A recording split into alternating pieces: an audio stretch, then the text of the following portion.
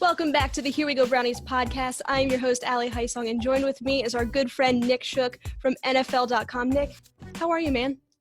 Wonderful. This is probably the nicest day of weather we've had in Cleveland this entire spring. So even though people don't get to go out and enjoy it very much, it's a little overcast, but it's still nice for some warmer temperatures. Well, you're up in Cleveland. I'm in Myrtle Beach, South Carolina. Well, so you've already got me beat. I can't complain. I really can't. Weather's been great, but I appreciate your time. Thanks for jumping on. We greatly appreciate it here at the Here We Go Brownies podcast. But we'll go ahead and get started. We've got a ton to talk about, lots to get to with the NFL draft and what the Browns did in free agency, what they did in the draft. For the first time ever, we had a virtual NFL draft, probably for the last time ever. Hopefully. Fingers crossed on that. But I think, first year head coach, first-year GM, Andrew Berry and Kevin Stefanski, they approached this in a very strategic way. Every pick seemed to have a purpose. What's your overall thought on what the Browns did in the draft and kind of what you project to see them, coming into the season? I mean, you couldn't have had a much better draft than the Browns had. Quite frankly, they first went after their biggest position of need, and it was the strongest position group in this draft outside of wide receiver, which was tackle. Mm-hmm. They got who I think was the best tackle in this draft in Jedrick Wills, and they didn't have to move to do it. There were a lot of rumors that other teams would be trading up, looking to move back. The Browns were included in some of those rumors. They didn't move. They stuck right where they were, and the draft played out perfectly for them. So they got their right guy at 10 to play tackle, come in, day one starter, and then they only improved further from there. They bolstered the tight end position. They added a linebacker. They added a defensive tackle who I think could have a rise similar to that of Larry Ogunjobi, even though he's a bigger guy. Yeah. You get in the later rounds, and you go and add a great piece at receiver in Donovan Peoples-Jones, who I thought was great value. And Nick Harris, who was my favorite center in this draft. Now, we saw Cesar Ruiz go a lot earlier in the draft. Sure. But I thought Nick Harris, he's not as strong. He's not as maybe day one ready, but his movement, his footwork, his fluidity, and his experience are unmatched in this class. And I think that you cannot overlook the fact that they got him that late, great value throughout, and they never reached any picks. They didn't make picks just to look smart. In the history of the Browns, especially in the last 10 to 15 years, you've had regimes that have gone out and tried to get guys that people hadn't heard of, guys that people, had way down their list because, we found something special in this guy. We went and picked Cody Kessler in the third round because we think that he's got something. With a wink, Hugh Jackson winking, he's got something. Or it could be another regime that drafted David Vekune and Kaluka Mayava in the same draft. And one of those guys was under 6 feet tall trying to play edge at that time. Never forget it. Very bad picks at those times. So they did not do that. Every time as I was watching the Browns were coming up, I'm thinking, man, this guy right here, one of my favorite guys, they could use him at this position. And then they go make that pick. So I'm not saying I'm right because I'm not obviously not a GM, but what I am saying is I think every pick that they made was a very well-timed one and a wise one that I think could help them go a long way. I agree with you. And if you look back on some of the press conferences from Andrew Berry, he came out and said, hey, we're not going to pigeonhole ourselves into selecting strictly for an area of need. But what they did was kind of use it as an expansion team kind of draft. Not saying that they only got best player available, but they really were able to get a marriage of both, best player available and fill some needs. So with that, we obviously know that the offensive line was a huge area of need coming into this season. They addressed the right side of that offensive line with Jack Conklin in free agency. Then they go out and get our guy, Jedrick Wills. He was my number one offensive tackle coming in this draft class. He's got the athleticism. He's got the intelligence. He's got everything you need. But he played right tackle at Alabama. So that's kind of been the I don't want to say knock on him, but the cause for concern. Put our minds at ease. Put our listeners' minds at ease. Can he make that transition to the left tackle position? Yeah, he absolutely can. Yeah. I think the biggest responsibility beyond the athletic needs and the footwork and the strength and everything else that you need out of a left tackle is you need a guy who can come in and protect your quarterback's blind side. And he played right tackle at Alabama because Tua Tagovailoa is left-handed. Exactly. So I think that, and he proved that he can do that job very well. So I think you take that, you move him to the left side. He's going to have a little bit of an adjustment because, it's not second nature when you're used to, basically it comes down to this.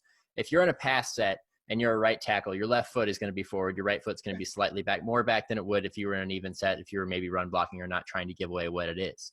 And you're usually in a 2-point stance in a pass set when you're in one of these sets. So you when you kick back, your slide is you're reaching back with your right foot, pushing off with your left and dropping that way.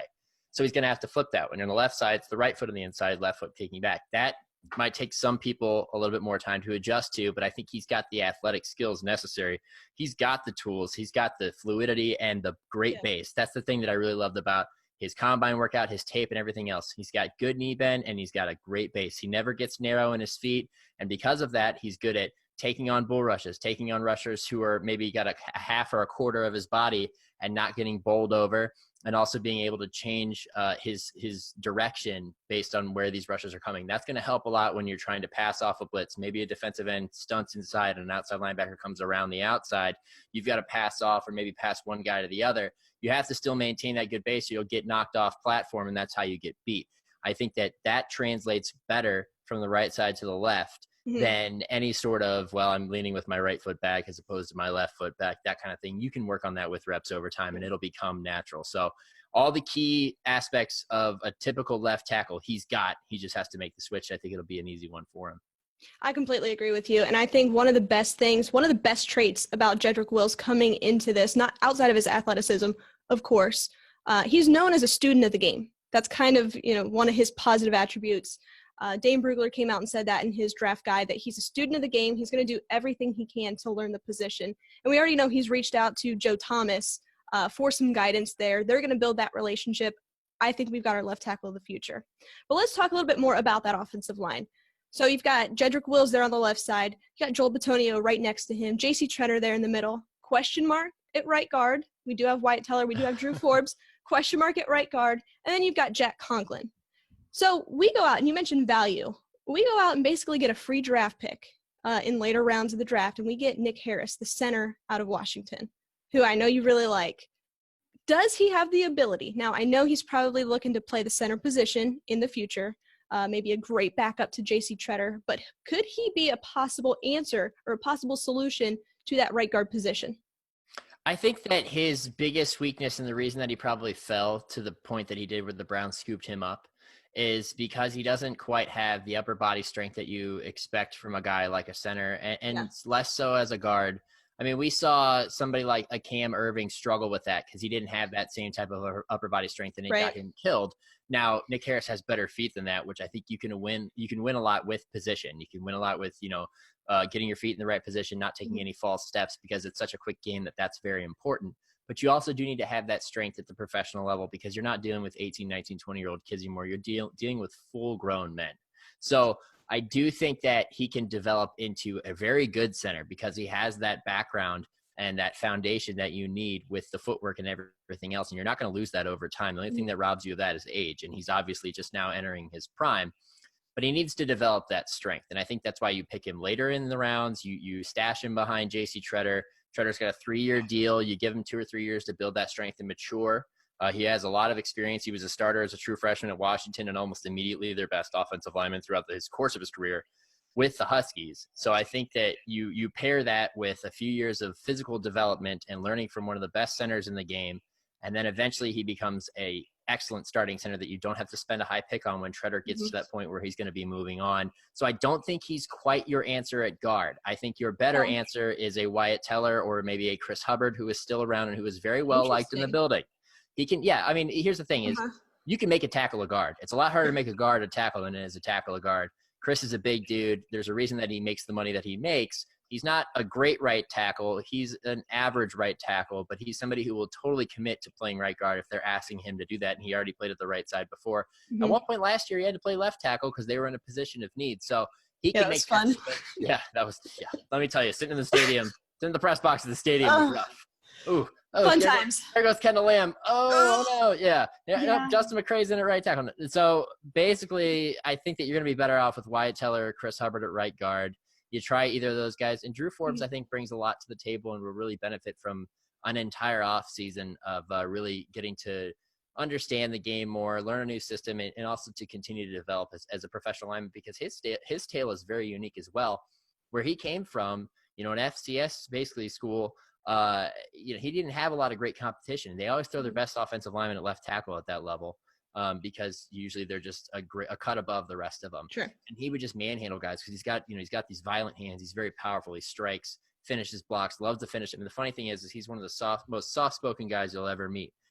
but he plays like a force on the field. But you could tell last year as a rookie, he even came up to me and told me a few times, he's just like, man, I'm just trying to survive because it's just a lot coming at you at once. These are full grown men again, not guys that you're playing, at a lower level of college football. So I think he might be another guy who could benefit and potentially be your starting right guard down Well, the road. Interesting. And I really like your Chris Hubbard take because I hadn't thought of that yet. And I sit here acting like I can, solve the Browns' offensive line needs. But we all know that they have Bill Callahan. They've got Kevin Stefanski, who's going to run that wide zone offense. And we know about Jedrick Wills. We know about Jack Conklin, that they both fit that scheme. And along with Nick Harris. The thing with Nick Harris coming into this draft was he might fall because maybe he's a little on the shorter side, doesn't have that upper body strength, but he's also scheme specific. So I like what he brings to the table as far as intelligence goes and his familiarity with what this is going to look like and what this identity is projected to be. But they obviously knew the offensive line was a huge area of need. They go fix it. They add you can almost say too deep at some of these positions. I want to know, what's this mean for the offensive backfield? What's this mean for Kareem Hunt, Nick Chubb, and don't forget our new guy, Andy Janovich? What's the identity of the Cleveland Browns run game? I think before I answer this question, I have to ask you, what's your stance on the modern fullback? You know what? Now that we've got Kevin Stefanski, I'm all in. Give me all the fullbacks. Perfect. I'll take them. Good. That was the perfect answer. You couldn't have given me a better one there. Ideally on paper, you think, and that's a phrase we used a lot last season, right? Before the season started, on paper. Hell, I know. Yeah, exactly. On paper, it should work out really well. It should produce the results that you looked for last year. It should give Baker Mayfield more time to throw. It should open greater running lanes for Nick Chubb and for Kareem Hunt to play. Kareem Hunt, by the way, who's going to have a full season barring injury, which he didn't have last year. And their offense became a lot better out of that backfield, even though you already had a really good runner in Nick Chubb. Once you added Kareem to the mix, it became that much more dangerous. Right. Now you upgrade the offensive line. You get the best right tackle on the market, who was a stud 2 years ago before he got hurt. And then you pair in him with Jedrick Wills if he can come in and play well, from day one or early in the season. You figure out right guard. Your left guard and center are solidified. I mean, right now you're already 1 or 2 steps ahead of where you were on the offensive line last year. So it should produce better results. Oh, and by the way, you probably have a deeper receiving core than you did last year, both with the selection of Donovan Peoples-Jones and the re-signing of Rashard Higgins yesterday, who took a discount to come back and play with Baker Mayfield. All things are looking up on that side of the ball, I think. Yeah, I agree with you. And not only did they just pick up, Hollywood Higgins there, but we also just re-signed or, took the fifth-year option for David Njoku and Myles Garrett. So I want to ask you, in the tight end room, and then we'll move to defense here in a second, but if we go back last year, 2 years ago, just looking at the league as a whole, everybody was so dialed into that 11 personnel set. But now it seems like we're all kind of taking a shift back to the 12 personnel set. You see that with what Kyle Shanahan did out in San Francisco, what Kevin Stefanski is looking to run in Cleveland. And of course, you mentioned value. Browns get great value with Harrison Bryant in the draft. He kind of falls to them. So we've got a stacked tight end room. David Njoku, Austin Hooper. Of course, now we have Harrison Bryant. What's this mean for the future of the tight end room for the Cleveland Browns, and what's the middle of the field going to look like for Baker Mayfield coming into the season?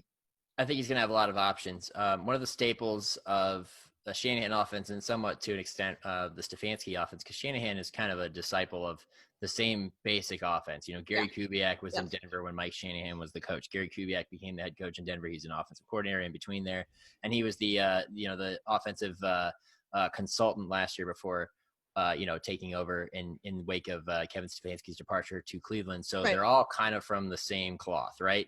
So basically what it is it's your zone scheme. It builds a lot out of play action, but they also include some traditional concepts like a gap concept, for example, that relies on that fullback, that really takes advantage of that fullback. The fullback you need in that, though, is not just a guy who's going to go in and run somebody over. You also need somebody who's going to be a threat in the passing game. That's what Kyle Juszczyk is in San Francisco. That's what Andy Janovich was to a lesser extent in Denver, and what he could potentially be in Cleveland. So moving beyond there and continuing with this point, another basis of that, bringing that fullback in, is also going with that 2 tight end set, or maybe you go with a single back but 2 tight ends. Well, now you've got obviously Austin Hooper, who they signed, and then you've got David Njoku, and then you've got Harrison Bryant, like you said. But the big question for me is all 3 of those guys are kind of the same. I mean, they're the athletic pass catchers. They're not the super freak athletes, but they're pretty close. David, obviously a high ball, a jump ball winner. and Austin Hooper, who can win at all three levels of the field as well.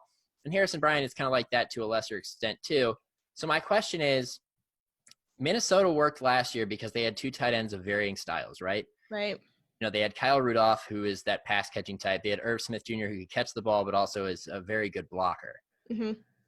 The Browns kind of lack that right now. Now, the fourth guy maybe could be like a Farrell Brown, but those three guys are kind of the same. They've So got a ceiling. Yeah. I kind of wonder, it's like the talk with the Miami Heat's big three back in the day. There's only so many, there's only one basketball to go around, right? There's only one football to go around these guys. But the beauty of that is if you can get those guys to commit to blocking, which Harrison Bryant's a pretty good blocker. He's not a blocking style tight end, but he's a pretty good blocker.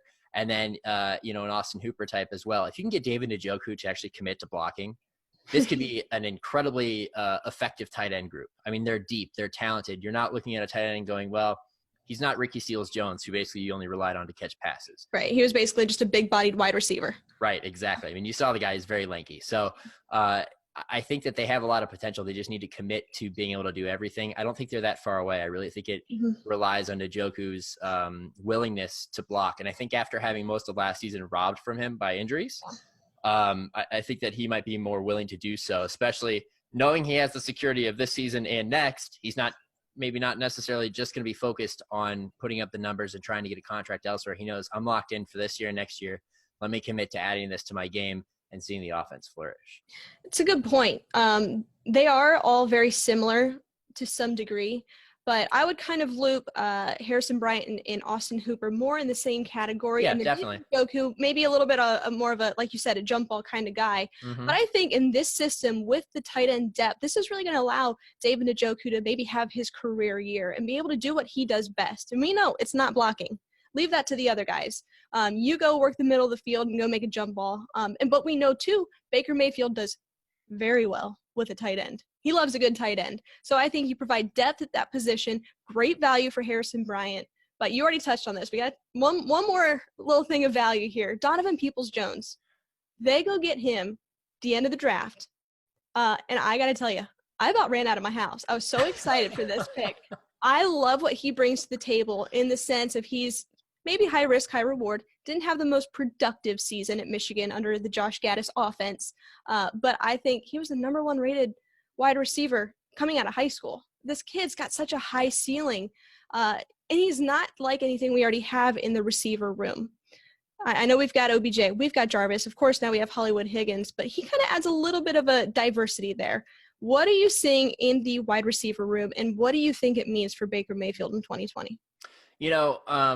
When that pick happened, I didn't quite run out of the house. But Maybe that's a little dramatic. I sat back and put my arms in there, and I was like, this is incredible. I was like, is this real? Like, just because the Browns usually don't make these decisions. They usually make the wrong decision. They draft the Muhammad Massaquas and the Brian Robiskis in the second round. They don't do this later in the draft and get a guy of great value who I think was very overlooked. I was texting back and forth with one of my coworkers at NFL Network, basically from Indianapolis on about this guy. He's been his favorite, for a long time. He made highlight plays. He didn't have a very good quarterback throwing to him in college, and it wasn't a very good offense overall. And I think in every time you watched Michigan play, he was always the guy making the plays for them offensively, especially through the passing game. And I always watched him and was like, man, that kid he's got something. They're not really maximizing him, but he's got something. He had a crazy great vertical leap, above 40 inches at the combine. He had a good workout. Because a lot of my judgment when it comes to your combine performance, obviously your measurables matter, but really I want to see what you do on the field. Yep. And sitting in the stadium watching him, I was like, oh, he stands out, and a bunch among some other receivers. And there were some key guys who I thought maybe not to spark the Ohio State-Michigan rivalry, but I thought KJ Hill had a horrible workout. And agreed. I was surprised to see him taken. I thought his teammate, Benjamin Victor, would probably have a better pro career than KJ Hill would, but Benjamin didn't get drafted, of course. And above both of them, very well above them, was a guy like Donovan Peoples-Jones. I think that he brings to this receiving core, it completes it. Your top four receivers now can all go make plays in different ways. Obviously, we know the big playability of Odell Beckham and his rare combination of speed and athleticism and great hands. Jarvis is your workhorse who's going to, he'll catch you 80, 90, 100 passes in a year, and he'll get you 1,000, 1,100. He told me at the Pro Bowl in January that he would have gone 15 or 1,600 yards if he hadn't been hurt last year. He was hurt the entire season. He stood there and he basically showed me, like, it hurt when I moved this way. It hurt when I moved this way. It hurt when I moved this way. Oh my God. And he still gutted out an entire season, still at 1,100 receiving yards, and he told me he knew that he would have made the first guy who tackled him miss had he been healthy. And that's how he knew he would have had a better season. So it kills me. Has surgery, has an entire off season to heal. Odell has surgery, has an entire off season to heal. You bring back, Rashard Higgins, who is kind of the guy who finds the gaps in between to make plays, and you can count on him for a timely catch or two in a season against Buffalo last year, catching the game-winning touchdown. Yeah. And then you have Donovan Peoples-Jones, who I think can fill that remaining space and also make a big play or two, because when every defense is trained on Odell, there's Odell, and then there's Jarvis. Yep. And then maybe there's Higgins if they're coming out at 3 receiver set. Well, let's say they go 4 wide. Then you got Peoples-Jones out there. Oh, and your 5th guy is probably going to be a tight end who might be an Austin Hooper. I mean, exactly. Or a David Njoku. You have so many different options that I think they just won't have enough guys to necessarily focus on a guy like Peoples-Jones, which is, I think, is perfect for him, because then he can make plays right off the jump. It's kind of, to a lesser extent, like how Juju Smith-Schuster flourished in his first season in the NFL, because everybody was paying attention to Antonio Brown the entire time. So I think that he could have, not statistically similar, but I think he could have a similar contribution on a lower level. Interesting. Do you think he could be a contributor on special teams? I know that's something that we lacked last year. Our kickers were great, but I think that we didn't have that burner. We didn't have a return man that you were confident. And we saw that because they would put, Jarvis back there, or OBJ that one time. That was god-awful. Can he fill that role? I know JoJo Natson will probably be, if making the team, if he can fill those shoes. But I think Donovan Peoples-Jones, he's got such an athletic basketball type of play. I think he could be a good fit there. What's your take on that? I think that anytime you get down to the 4th, 5th, 6th receivers, you're always looking at them to contribute in other ways. Now, Natson obviously has the experience from being a returner, with multiple teams and also in college at Akron. I think he'll probably be expected to be that guy. But then again, it comes down to a numbers game where you have to figure out which guy's going to be on the roster. How many would you keep at this position as opposed to another position? Are we going to trot Dontrell Hilliard back there to return kicks? Or are we going to, go with a receiver type like this? So I think he's got the athletic ability, no doubt. And as long as he's not too important of a guy to your offense, I think you trot him back there and see what he can do. Absolutely. This season. So let's take it over to the defense real quick. So on day 2, I mean, they make a splash on, all 3 levels of the defense, basically. They go get Grant Delpit, who I absolutely love. He battled some injury, had some tackling concerns this past year. But, of course, and then you go get Jacob Phillips, and then, the defensive lineman Jordan Elliott there on the defensive line. I think they make a big splash in the defense. I don't think Jacob Phillips is going to be that I like his tackling ability. I think he's very productive. I think he's got a bit of a ceiling on him, but I think that they address 3 big areas of need on their defense. Do you think that these are plug-and-play kind of players?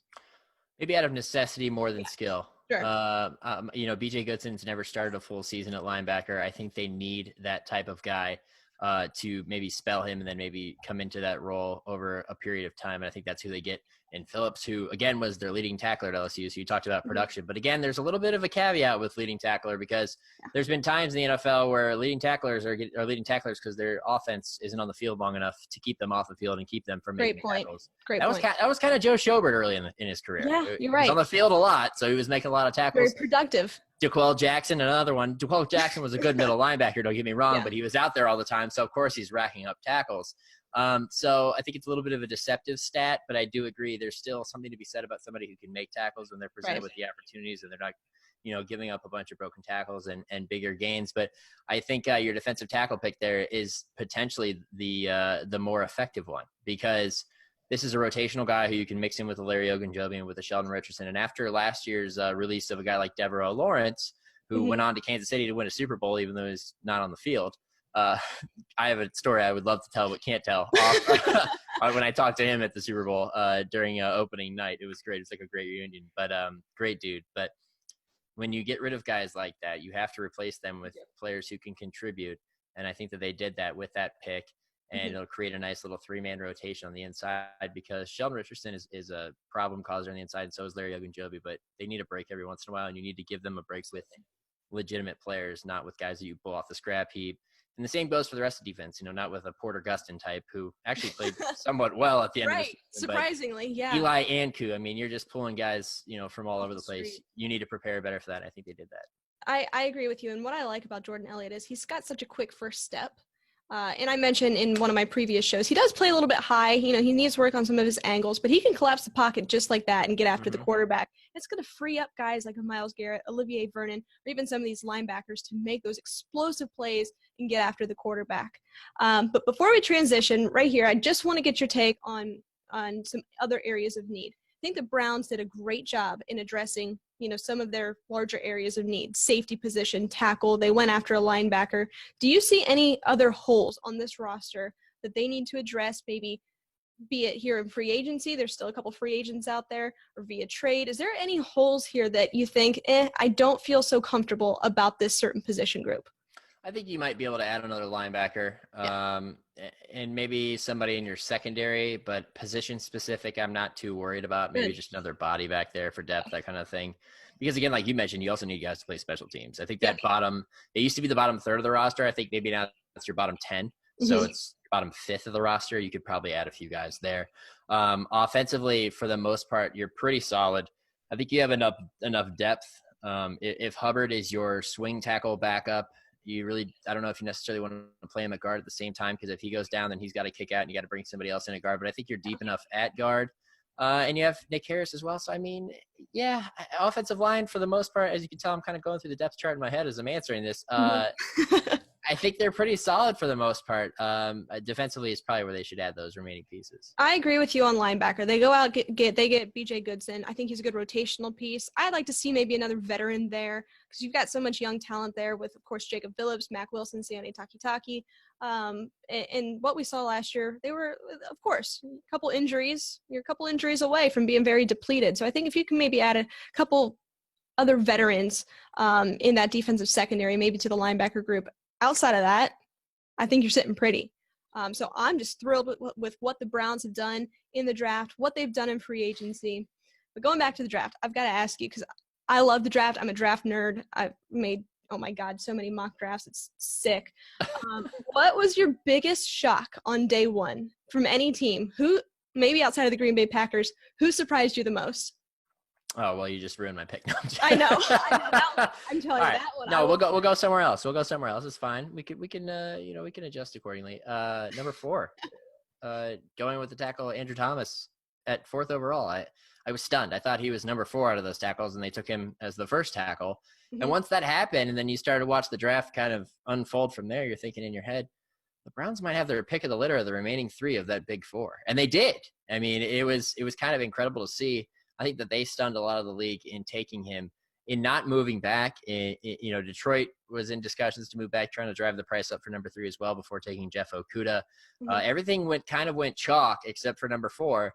And it put the Browns in a great position. And then the other big surprise, I think, was Henry Ruggs going 12th to who else? The Raiders, the only team that ever takes a big bet on an extremely athletic receiver like that. Darius Hayward-Bay comes to mind as well. So, so I think that the biggest surprise, though, was the Giants at 4. You took my answer, and I deserve that because I took Green Bay away from you. You took my answer. Karma just slapped me live on camera, but I agree completely. I think Dave Gettleman made a huge reach with Andrew Thomas. He was my very bottom of that top tier of offensive tackles. I almost had him in that secondary group with Josh Jones, who surprisingly I think fell pretty far. Ezra Cleveland, of course, Austin Jackson there. But for me, the one that I couldn't believe. Now, let me preface with this. I'm an Ohio State fan. Love the Buckeyes. Uh-oh. Here we go. But Raiders. Let's go back to the Raiders. They took Dan Arnett. I know.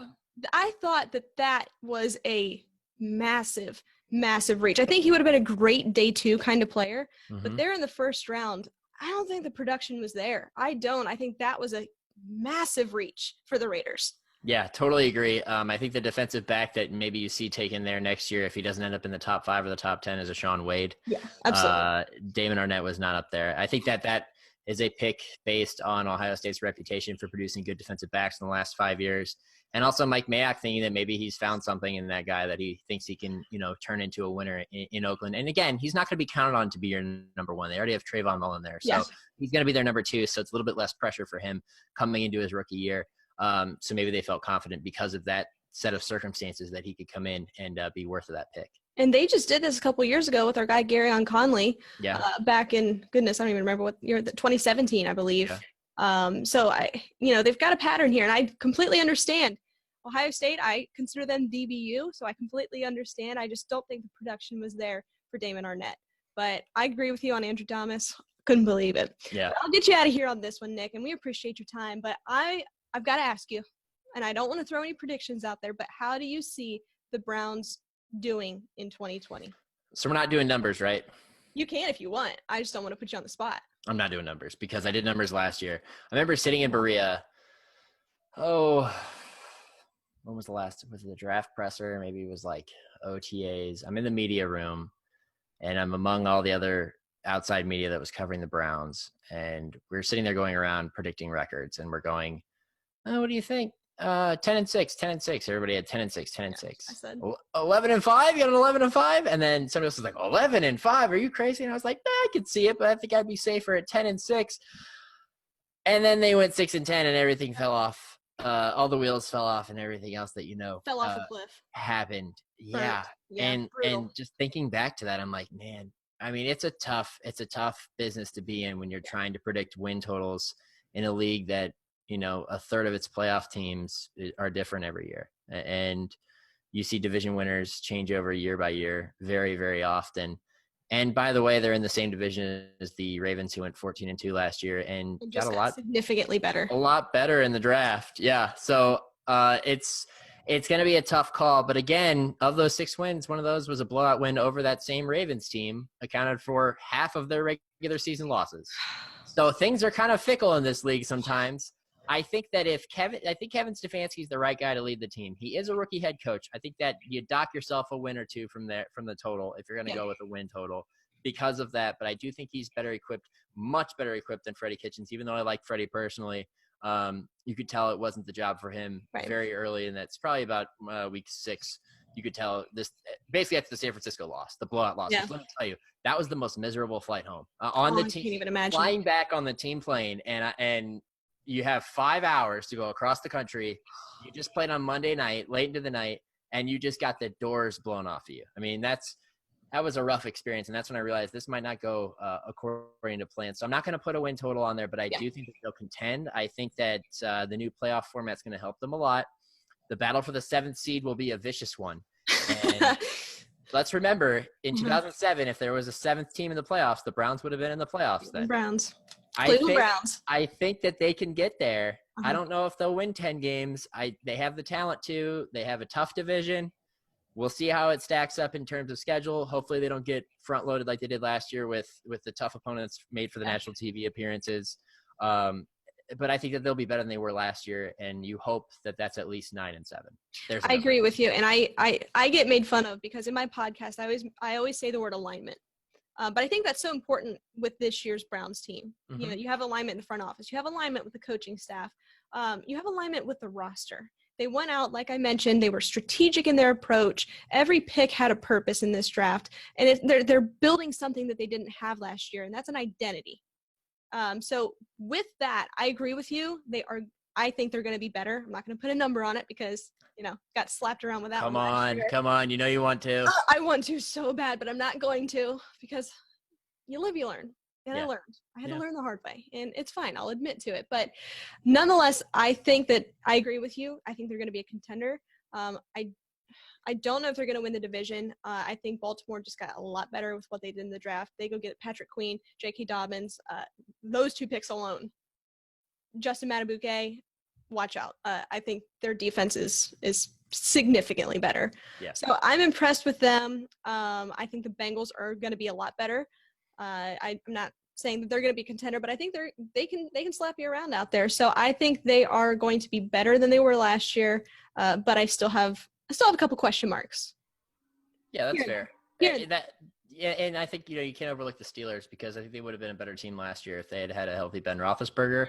And if they can get that, now Kevin Colbert said today, basically, we're confident in Mason Rudolph as our backup quarterback, which I think if you went back and watched last year's tape, you should probably think twice about that. But you hope, if from a Steelers fan's perspective, you hope that Ben Roethlisberger makes it through the entire season healthy. Mm-hmm. And if he does, then I think that they're another team to be on the lookout for, because they also got a little bit better. Now everybody gets better in the draft, right? Oh, you address this position, you address that position, but they made some quality picks, and I think that they'll be able to be a contender as well. So once again, it's going to be the rough and tumble AFC North, and it's going to be difficult for the Browns, but I think that they're equipped to do it. Well, I agree with you. This is great. I appreciate your breakdown. I appreciate your analysis, but most of all, I appreciate your time. So thanks for joining us.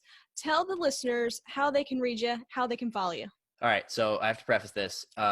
You can follow me on Twitter, and my Twitter name is @TheNickShook, because @NickShook is taken by a preacher or minister or pastor in Indiana who blocked me a long time ago because I tried to get I was like, hey, can I get the handle? I'm going to be in media. Can I get the handle? Blah, blah, blah. Hey, please. And then some of my friends were like, hey, give him the handle. And he blocked me. So I said, no. @NickShook is forever taken, even if the guy hasn't tweeted in a long time. So you can follow me @TheNickShook. You can read me on NFL.com if you want to read specifically my stories, because you're a homer like my family. You go to NFL.com/shook, SHOOK. Yes, that's the past tense of shake. And yeah, that's basically it. Good stuff. Well, I appreciate you. Appreciate your time. Love reading you. And I look forward to keeping up with you here as we go into the 2020 season. Guys, thank you for listening. This is the Here We Go Brownies podcast. I'm Allie Hysong. He's Nick Shook, and we appreciate you. And as always, go Browns.